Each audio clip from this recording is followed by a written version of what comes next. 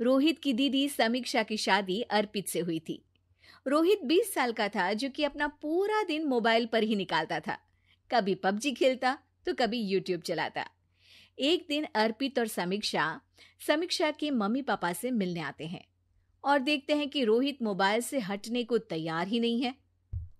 अरे रोहित, तुम्हारी तो आईआईटी की परीक्षा है ना? तुम तैयारी नहीं कर रहे हो परीक्षा की? वो सब तो मोबाइल पर ही हो जाएगा। ये देखिए, ये है गूगल। इससे जो भी पूछो वो सब बता देता है। तो आखिर कागज क्यों बर्बाद करूं? अरे पर तुम इन प्रश्नों की तैयारी बिना लिखोगे कैसे? उसमें क्या है, ये देखिए नोटपैड, बिल्कुल कॉपी जैसा है, इसी पर कर लूंगा। हम जब तुम्हारी उम्र के थे तब हम दोस्त मिलकर प्रश्न हल किया करते थे। उससे हमारी हैंडराइटिंग की भी प्रैक्टिस हो जाती थी और समय का भी अंदाजा लग जाता था। और फिर साथ में हम एक दूसरे की मदद भी कर देते थे अगर कोई अटक जाए तो। आपका जमाना अलग था जीजा जी। अभी जमाना फास्ट और स्मार्ट हो गया है। जमाना क्या, अब तो फोन भी स्मार्ट हो गया है। समय के साथ बदलना पड़ता है जीजा जी। अब बस भी कीजिए आप, हर चीज को लेक्चर में बदल देते हैं। रोहित अच्छा कर लेता है परीक्षा में। इतने में अर्पित के सास ससुर जी आ जाते हैं हॉल में, और अर्पित इस बारे में बात नहीं करता। हालांकि अर्पित को लगता तो है कि पूरी तरह मोबाइल पर लगे रहना सही नहीं है, पर वो इस बात को और नहीं छेड़ता। ऐसे ही 2 दिन निकल जाते हैं। समीक्षा, मुझे काम से फोन आया था, मुझे वापस काम पर लौटना पड़ेगा। पर हमें आए हुए तो 2 ही दिन हुए हैं। अभी चले गए तो माँ और पापा को अच्छा नहीं लगेगा ना। अच्छा ठीक है, तुम रुक जाओ, मैं काम खत्म करके फिर लौट आऊंगा। एक काम कीजिए ना, परसों रोहित भी परीक्षा के लिए निकलेगा, आप उसी के साथ निकल जाना। दोनों वैसे भी बात नहीं करते, साथ में जाएंगे तो हो सकता है आप लोग आपस में बातचीत भी करने लग जाओ।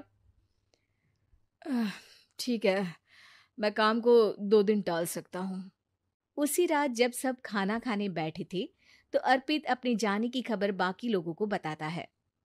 मुझे काम के लिए वापस जाना होगा। अरे बेटा, पर अभी तो तुम आए हो, इतनी जल्दी चले जाओगे? नहीं माँ जी, समीक्षा यहीं रहेगी और मैं जल्दी काम खत्म करके वापस आ जाऊंगा। ठीक है, काम भी जरूरी है। वैसे कब निकलोगे बेटा? 2 दिन में। मैंने सुना है कि उस दिन रोहित को भी परीक्षा के लिए जाना है, तो कल मैं दोनों की टिकट करा लेता हूँ बुक। मेरी टिकट रहने दीजिए जीजा जी, मैं तो फोन से ही करवा लूंगा। हाँ, पर कोई दिक्कत हो गई तो? अरे कोई दिक्कत नहीं होती जीजा जी, फोन सब कर सकता है। हमारे फोन के रिचार्ज से लेकर टीवी का रिचार्ज सब रोहित यही फोन से बैठे बैठे कर देता है। अब ये नई चीज तो हमारे समझ के परे है, पर अच्छा है कि रोहित जानता है। हमारी मेहनत इतनी कम हो गई भाई। हाँ, पर अगर टिकट नहीं मिली तो? अर्पित की बात पूरी होने से पहले ही बिजली चली जाती है। अरे ये क्या हो गया, आपने बिजली का बिल भर तो दिया था ना? अरे नहीं, मैं तो भूल गया था। अरे टेंशन मत लो माँ। देखा जीजा जी, आप बिजली का बिल भी भर सकते हो, समय बदल गया है। एक बार फिर अर्पित इस बात पर बहस नहीं करता। अगले दिन जाकर अपनी टिकट करवाता है और पैकिंग कर रहा होता है जब शाम को अचानक से रोहित के चिल्लाने की आवाज आती है। नहीं, प्लीज प्लीज हो जा, ऐसा मत कर यार, प्लीज हो जा। अरे क्या हो गया रोहित? दीदी, सर्वर हैंग हो गया, मेरी टिकट नहीं हो पाई दीदी।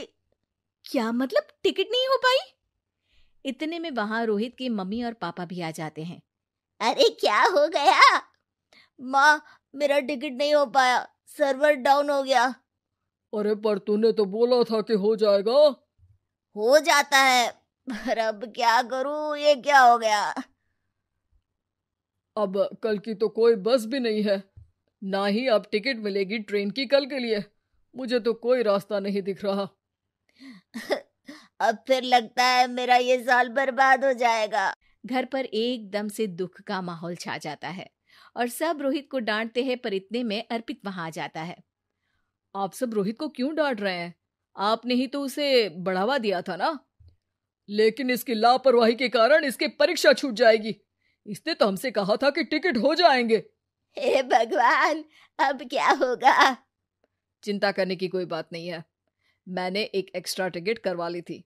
मैं समझता हूँ कि मोबाइल हमारा ही काम आसान करने के लिए है, पर उस पर ही पूरी तरह से निर्भर होना तो गलत बात है ना।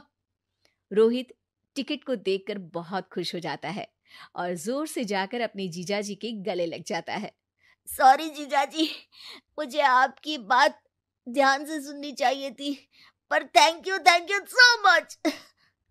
हाँ बेटा, तुमने तो इसका भविष्य बचा लिया। शिक्षा, दूसरों से मदद मांगना गलत नहीं, पर दूसरों पर निर्भर हो जाना